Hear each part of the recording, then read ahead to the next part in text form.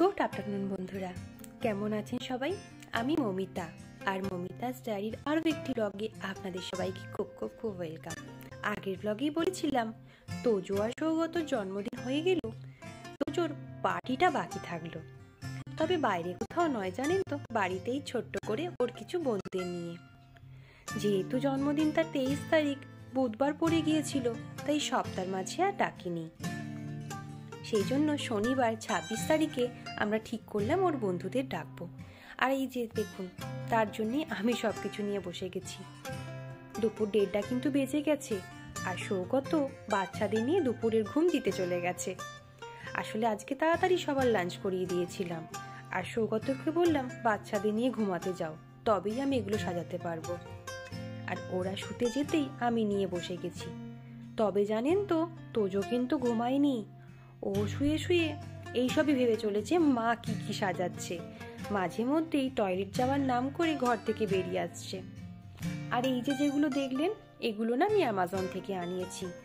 আসলে খুব একটা বেলুন দিয়ে সাজাবো না, ঘরের ভেতরটা না বড্ড বেশি বেলুনের গন্ধ ছাড়ে, সেই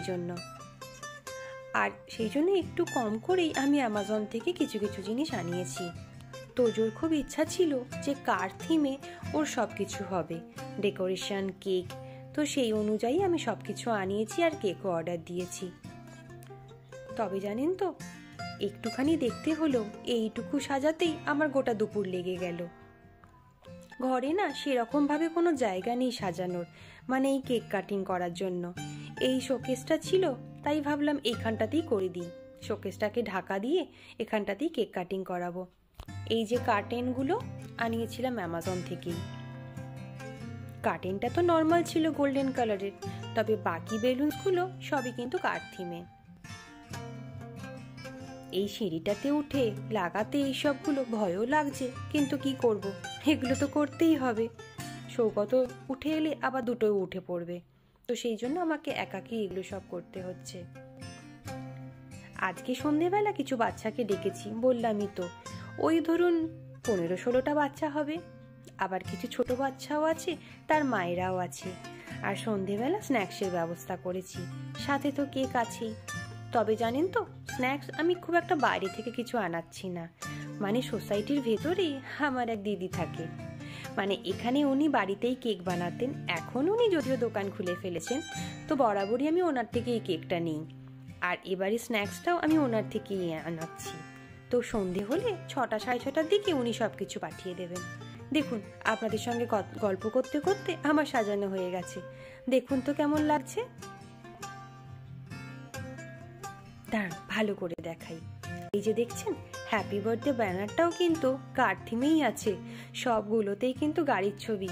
তোজো কিন্তু ভীষণ খুশি হয়ে যাবে দেখে। আর এই যে দেখুন, 5-6টা বেলুন আছে, সেগুলো হচ্ছে কার থিমে। আর 1-2টো স্টার আছে। জানেন তো, 2টো স্টার ছিল, একটা স্টার আবার ফেটে গেল তখনই, তাই এই 4টে বেলুনই লাগাতে পারলাম। পুরোটা কেমন লাগছে জানাবেন কিন্তু। আর এই যে দেখুন, ওপরে এক প্রতিবেশী বন্ধুর কাছ থেকে কিছু চেয়ার আনিয়েছিলাম। এই যে ছোট ছোট চেয়ারগুলো, আমার কাছে 2 পিস ছিল, বাকি ওর ঘর থেকে এনেছি। বাচ্চাদের বসার জন্য ব্যবস্থা করে দিয়েছি, আর কার্পেটটাকে সরিয়ে ম্যাট পেতে দিয়েছি।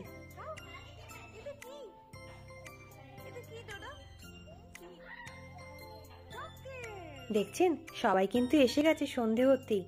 সন্ধেবেলা আসার পরই আমি স্ন্যাক্সটা আগে সার্ভ করে দিয়েছি। কেকটা সবাই আসার পর কাটা হবে।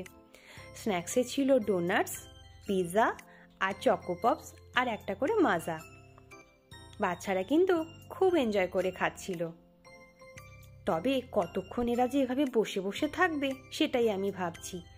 জানেন তো, আমি কোনোদিনও বাড়িতে এর আগে পার্টি করিনি, এই প্রথমবার। তাই বাচ্চাগুলোকে সামলাতে পারবো কিনা সেটা নিয়েও কিন্তু মনের মধ্যে ভয় আছে।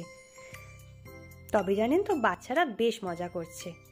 তবে খাওয়া দাওয়া হতেই দেখুন সবার কিন্তু আসল রূপ বেরিয়ে পড়েছে।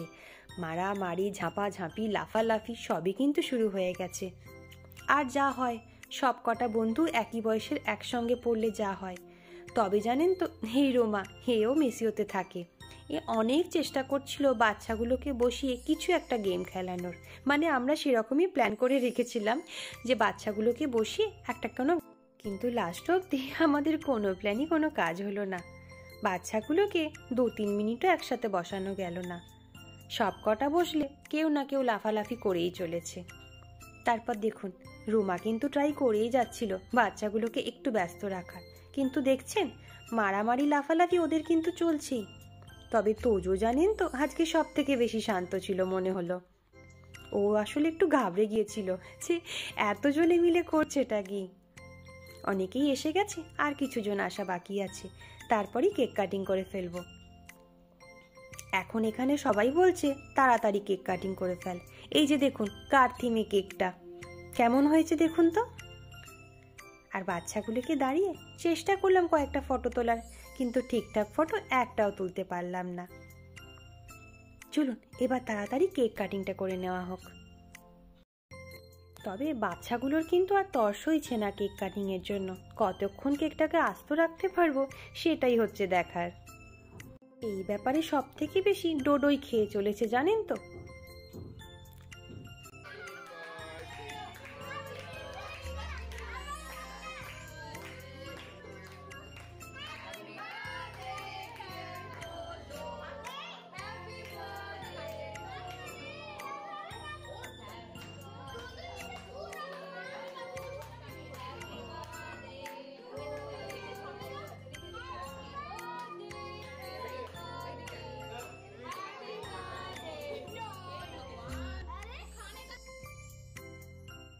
দেখলেন কাণ্ড, কিভাবে কেক কাটিং করা হলো।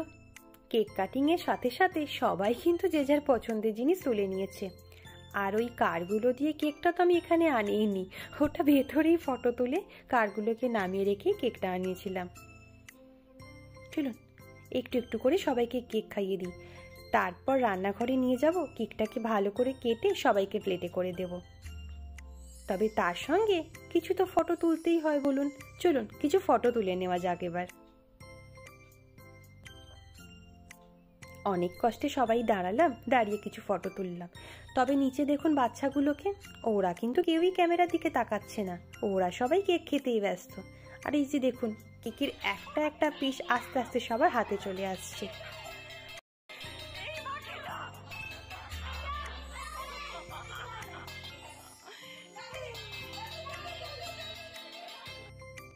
দেখুন কাণ্ড, এটাই বাকি ছিল।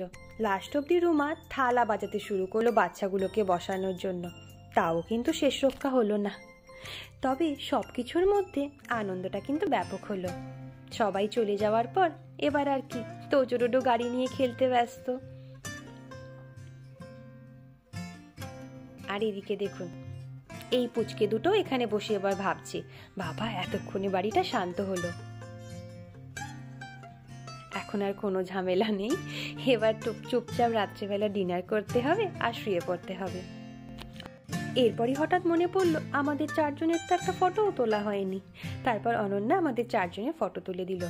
তারপর আর কি, রাতে পাতলা করে মাংসের ঝোল আর গরম গরম ভাত, এটাই ছিল আমাদের ডিনার। সন্ধেবেলা এত কিছু খাওয়া হয়েছে। চলুন ব্লগটা কেমন লাগলো জানাবেন, আর ভালো লাগলে like, comment, share and subscribe করবেন। নমস্কার, সবাই খুব ভালো থাকবেন।